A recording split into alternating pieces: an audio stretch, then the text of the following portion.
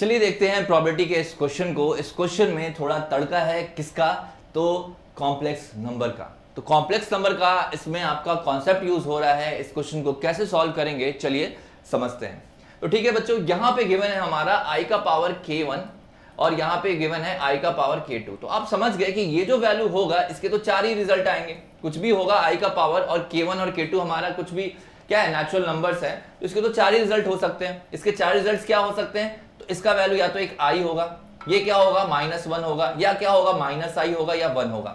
ठीक है, यही चार रिजल्ट आएगा, इससे फालतू आने वाला नहीं है इसका रिजल्ट। सिमिलरली अगर हम इसका भी देखें तो इसका भी चार रिजल्ट ही आएगा। हाँ, वो क्या होगा रिजल्ट, i का पावर अगर 1 है तो i आएगा, या -1 आएगा, या माइनस का i आएगा, या फिर 1 आएगा।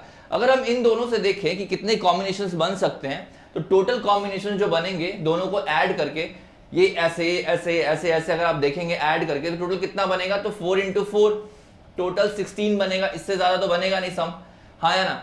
लेकिन इसमें से कुछ जीरो होंगे, कुछ नॉन जीरो होंगे। आपसे क्या पूछा जा रहा है, आपसे पूछा जा रहा है कि नॉन जीरो कितने हैं, आपसे पूछा जा रहा है कि नॉन जीरो कितने हैं। तो टोटल पता चल चुका है 16। हम लोग जीरो वाले केस को हटा लेते हैं, जीरो वाले केस को हटा लेते हैं। तो जीरो कितने होंगे इसको समझते हैं हम लोग। जीरो कितने होंगे आप ध्यान से देखना कि अगर हम मान लेते हैं कि यहां से पहले वाला वैल्यू i1 लेते हैं, i लेते हैं, तो दूसरा जीरो बनने के लिए क्या होना पड़ेगा, -i। ये पहला केस हो जाएगा।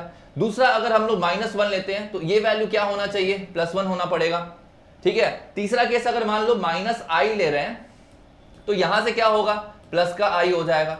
और यहां पे अगर हम 1 ले रहे हैं तो यहां क्या होगा, -1। यही चार तरीके से ये जीरो होगा, यही चार तरीके से क्या होगा, जीरो होगा, अदरवाइज जीरो नहीं होगा। अब देखो ध्यान से, ये प्लस ये करके जीरो नहीं होगा, ये प्लस ये करके जीरो नहीं होगा, ये और ये करके जीरो हो जाएगा, ये और ये करके जीरो नहीं होगा।